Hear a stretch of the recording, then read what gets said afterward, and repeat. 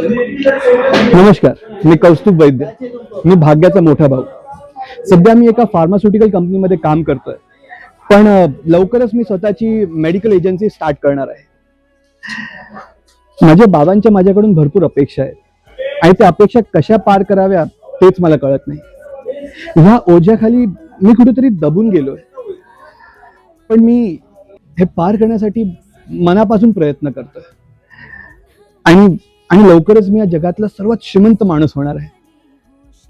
हे सगळं करता करता मी जुगारामध्ये कसा अडकून गेलो तेच मला कळलं नाही.